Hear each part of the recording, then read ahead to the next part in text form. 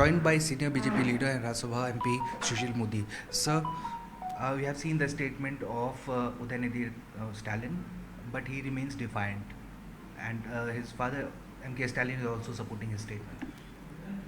See, it is not important that he has remained defiant. The issue is that the Congress is supporting his statement. Congress has not taken a stand on this issue. They are saying every party has its own stand, has its own ideology. So in a way, Congress is supporting what Stalin has uttered, what Stalin has said. And see, this is the design.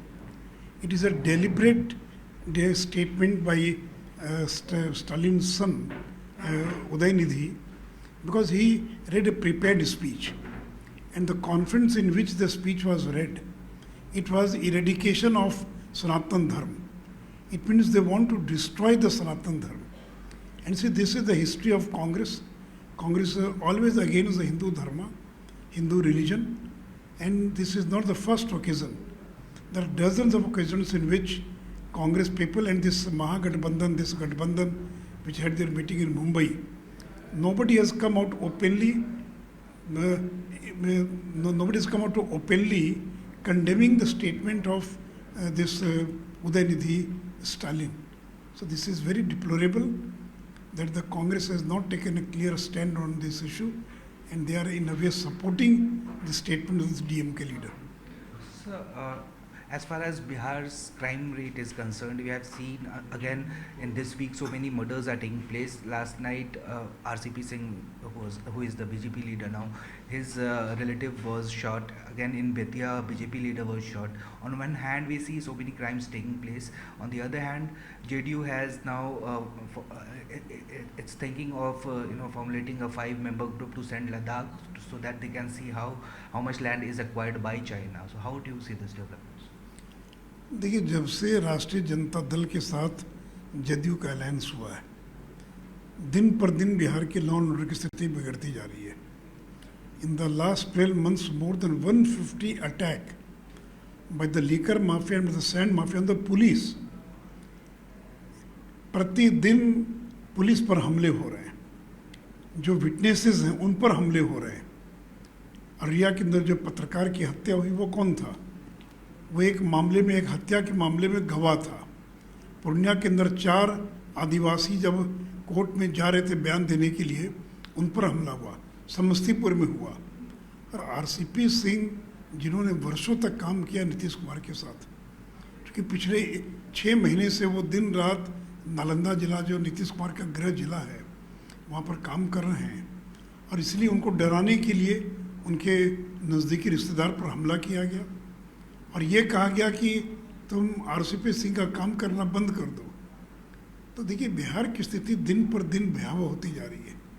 Law and order, शराब mafia, बालू mafia, और मंत्रिमंडल के अंदर भी बड़ी संख्या में ऐसे मंत्री हैं जो अपराधियों को संरक्षण देने का काम करते हैं.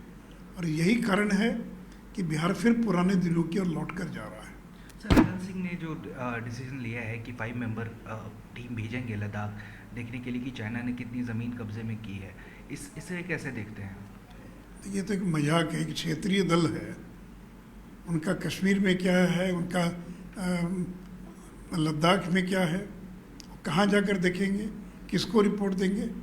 तो मुझे नहीं लगता कि इससे ज़्यादा भद्दा कोई मजाक हो सकता है. ये तो जो सेना है उस पर अंगुली उठाना है. इनको सेना पर भी भरोसा नहीं है, इनको सर्जिकल स्ट्राइक पर भी भरोसा नहीं है. अरे भी जब सेना के प्रमुख बाकी लोगों ने इस बात का खंडन कर दिया कि हमारी कोई ज़मीन कब्जे में नहीं गई है.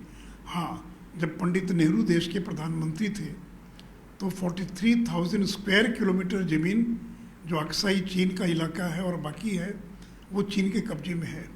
उसको देख कर आकर कोई रिपोर्ट देना चाहें तो अलग बात होगी. और वो कोई क्षेत्रीय दल, वो बिहार की राजनीति करने वाले लोग, और वो जा रहे हैं लद्दाख, तो मुझे तो नहीं समझ में आता है कि ललन सिंह जो है जो कर रहे हैं उसका कोई औचित्य भी है. Last question, sir. KK Pathak, who is the ACS of Education Department, he is being criticized by several teachers association as well as teachers in Bihar. Now, today teachers are going to protest against him by tying a black band.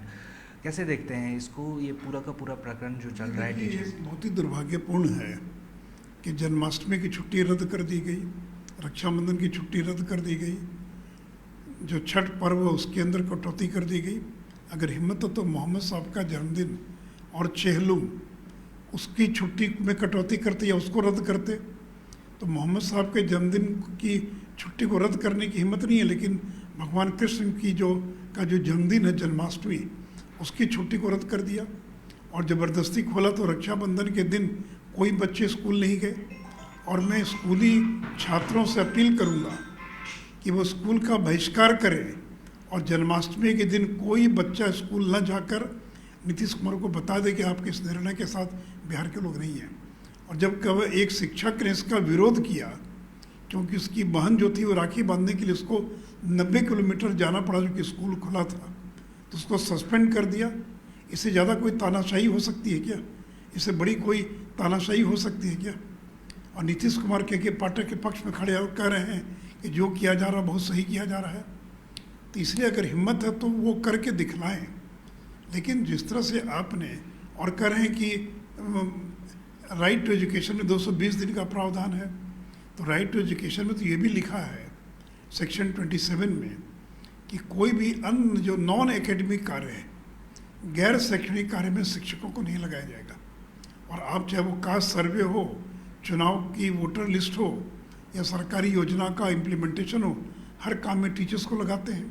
तो वहाँ से teachers को withdraw करने के बजाय अपने स्कूलों को ही और खोल दिया, कहा कि सारी छुट्टियाँ रद्द की जा रही है। महत्वपूर्ण पर्व पर जो छुट्टी है, ये जितिया का पर्व है, तीज का पर्व है, गुरु नानक देव की जयंती है, कार्तिक पूर्णिमा है। तो आप अगर ज़बरदस्ती खोलेंगे भी स्कूल तो कोई बिहार का बच्चा पर्व के दिन स्कूल नहीं जाएगा। अधीर रंजन तो चौधरी ने एक कंट्रोवर्सी कर दी है। जब वन नेशन वन पोल की बात हो रही है तो पहले उन्होंने हामी भरी थी, फिर अब ये हो रहा है कि अगर जो स्पेशल सेशन बुलाया जा रहा है उसमें अगर ये डिस्कशन होता है तो कांग्रेस बॉयकॉट करेगी इस सेशन को। अभी तो यही पता नहीं कि ये सेशन में क्या होने वाला है। तभी तो बच्चा पैदा नहीं हुआ और उसको लेकर के लड़का होगा कि लड़की होगी। तो भले एजेंडा तो आने दीजिए, क्या एजेंडा है केंद्र की सरकार, जब या स्पीकर या जो भी उसकी प्रक्रिया है, जब एजेंडा घोषित होगा कि क्या एजेंडा होगा, तब ना कोई स्टैंड लिया जा सकता है। तो ये तो एक अनावश्यक भी, आपने पहले क्यों बाइकआउट किया, क्यों आपने विड्रॉ कर लिया? कि आप उस कमेटी में रहकर नोट ऑफ डिसेंट दे सकते थे। और कोई क्या 10 दिनों के अंदर कमेटी की रिपोर्ट आ सकती है क्या? ये पार्लियामेंट का सेशन 18 से हो रहा है। और अगर वन नेशन वन इलेक्शन होगा तो 20 लाख ईवीएम मशीन चाहिए। क्या इलेक्शन कमीशन के पास ईवीएम मशीन है? क्या इलेक्शन कमीशन चाह कर भी तत्काल चुनाव करा सकता है? तो इन लोगों को तो नरेंद्र मोदी की हर बात का विरोध करना है। अरे एक डिबेट प्रारंभ हो, एक चर्चा हो रही है, आप भी अपनी बात आकर कहिए। लेकिन ये तो नरेंद्र मोदी जो कुछ करेंगे उसका विरोध करना, अंध विरोध करना, यही इनकी नीति है। Thank you for speaking to us. So this was senior BJP leader and Rajya Sabha MP Sushil Modi speaking exclusively with CNN News 18.